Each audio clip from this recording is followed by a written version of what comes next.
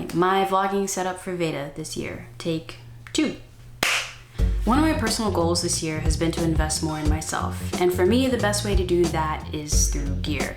Now, I'm not going to sit here and say that gear doesn't matter. It does matter, but not in the way that I think that people think it matters.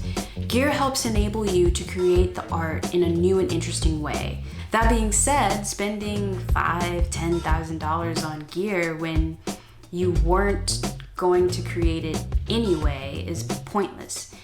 You buy the gear because whether or not you have it, you're going to go out and create it. And the gear helps you create what you're trying to create easily and more effectively. If the gear you are purchasing does not do that, then you are wasting your money. I also want to remind you that I'm a professional video producer, so for me, investing in gear is part of my livelihood. If this was just a hobby for me and not a career, I wouldn't have nearly as much gear as I do, which compared to others on this platform is still not a lot of gear. The gear enables you, it doesn't define you. Your ideas define you. So I'm still paying off Jeff right now, which is my Mavic Pro drone from DJI.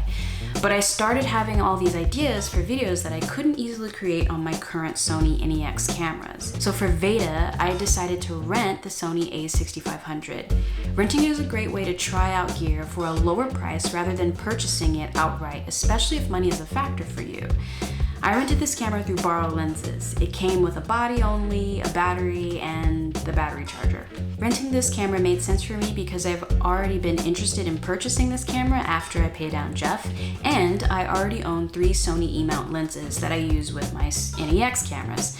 I have a fixed wide-angle lens, a mid-range lens that I mostly use for the vlogging, that's around 18 to 55 millimeters, and I have a telephoto lens that's around 210 millimeters. With the upgrade in this camera, I can move away from in-camera audio, which sounds like this, which is terrible, to mounted audio that feeds directly into it. I use this Rode video microphone for that. It's semi-directional, gives me great audio directly into the camera, so I don't have to sync sound anymore. Finally, for most of these mini docu-vlogs that I've been making this week, I've predominantly been using my GorillaPod. I love this thing because it allows you a lot of versatility in a run and gun style, so you're not bogged down by a traditional tripod that's just clunky and just takes up too much space, frankly.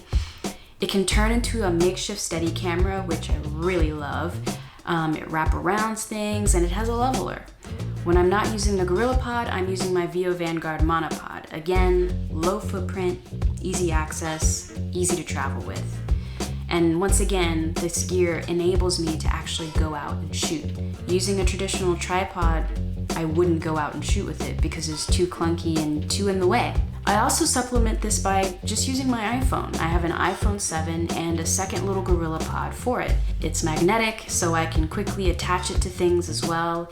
And again, my iPhone enables me to go out and shoot in a quick run and gun environment, which is what you want. You want the gear you have to actually enable you.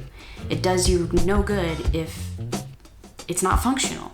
And that's it. This is my current setup for producing videos on this channel, at least during VEDA until I have to, ship back the a6500, which I'll be so sad about. If you're interested in purchasing any of this gear, I have left links in the description box, which by the way, I do that for every video I produce on this channel. If you're curious on how to support me, purchasing this gear through those links, if you are already interested in purchasing it, helps me a lot too.